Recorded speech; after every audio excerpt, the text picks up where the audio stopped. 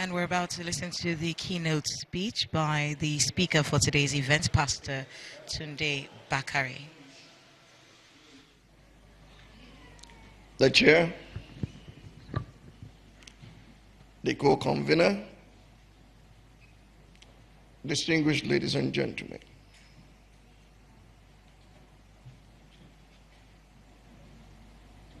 It gives me such a great pleasure to be here. Although our compeers say we should not say pleasure. But when Dr. Ezekwesili called me on phone and said, "We'd like you to give the lecture this year," and I asked the date, and he mentioned today, I had to cancel everything to make myself available here. Because as she said to you, she's a sister in a million to me. I've had to cancel her schedule several times, call her back from everywhere to come and speak, and she obliged. And loyalty is a two-way traffic.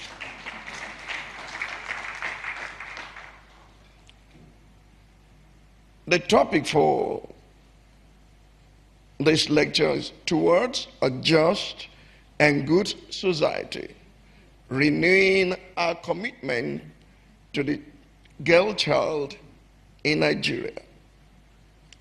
But before I commence with the lecture,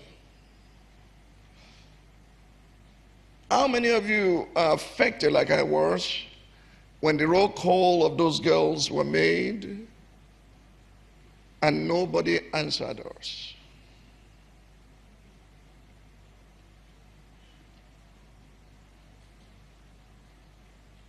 If any of those girls had been your daughter,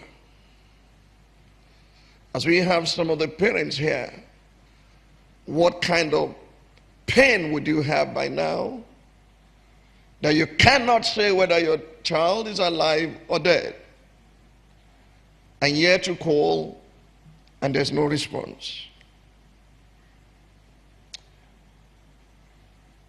I'd like to ask a few questions. Do you think our government has done enough? I cannot hear you. No. I'd like to ask that question again. Do you think this government, this present government, has done all it ought to do to bring our girls back? No. Let me ask in a different format. A little while ago, in the course of his presidency, the daughter of President Muhammadu Buhari got married here in Abuja. And just about a week or two ago, the daughter of the vice president got married here in Abuja. At the time the Dapchi girls were captured, the daughter of a governor was given to the son of a governor with such publicity that we all saw on television and the newspaper. If any of the Dapchi girls or Chibok girls had been their daughter, would they have done more than they have done? Yes. I cannot hear you. Yes. Then you can conclude that we have a government that does not represent our interests as it ought to.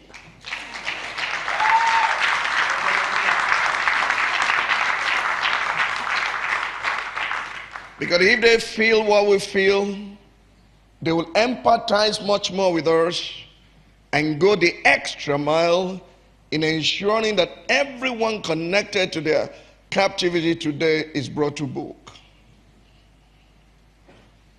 It remains painful to reflect on that day, exactly 4 years ago, when the pages turned to a dark chapter in the history of our nation, as 276 precious daughters were carted away from Government Girls Secondary School in Chibok, where they sought an education. Indeed, it was a dark chapter that struck our families. We grieved, sent waves of terror into our communities, threw our nation into confusion, and shocked the rest of the world. It was a dark chapter that cast a long shadow over the gains in girl education, particularly in Nigeria and West Africa. It was a dark chapter that questioned the worth of the girl child in Nigeria. But it was also a dark chapter that Nigerians refuse to be defined by. Let me therefore use this opportunity to salute the courage of everyone who stood up to be counted in the global outcry that followed the heinous abduction of our Chibok girls. I salute our global village for holding on to the values of our shared humanity.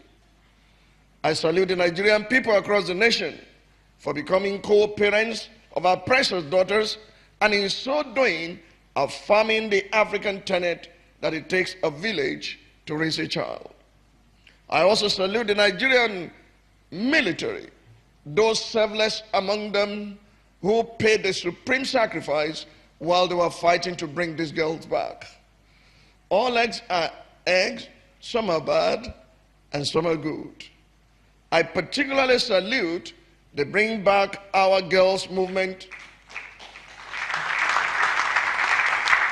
for being at the forefront of a fierce battle to keep this grave matter on the front burner of not just public discourse, but also of public policy.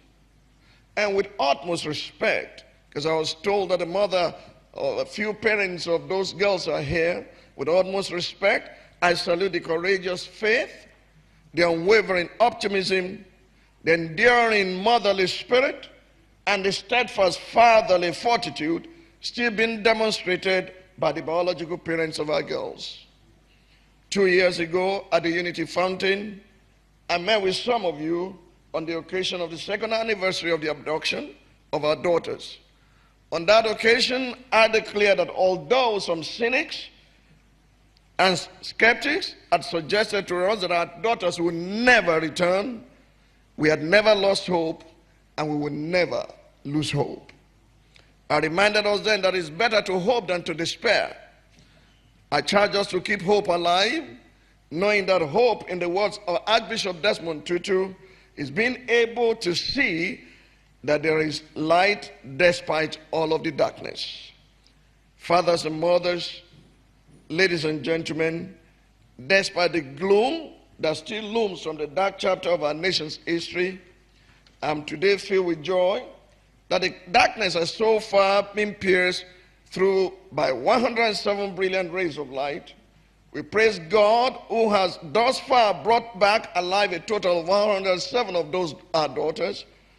And I welcome our beautiful daughters back home, and I congratulate their biological parents, and especially the Bring Back Our Girls movement, the entire nation, and well wishers around the world. I also have a message for our daughters who have returned. I believe mostly they are in school now, and I hope this message gets to you, wherever you are in the world, that as we welcome you back home, let me offer heartfelt apologies to you and to those who are still held in captivity of the Nigerian nation for exposing you in the first place to what it has always been our responsibility to protect you from. As I said 2 years ago while we awaited your return, we failed you as a nation. We failed to live up to our promise to you that your security and welfare will be our primary responsibility. That is the purpose of government as enshrined in the Constitution, the welfare and the security of the citizens. Whether it's Jonathan government or Buhari government, any government that does not prioritize the security and the welfare of its people is already a failed government to start with. We failed to live up to our promise to you that your security and welfare will be our responsibility. We were not there when you cried out for help as you were being taken away by those who should not have had access to you in the first place. We were not there in those hours, weeks, months, and years of your captivity.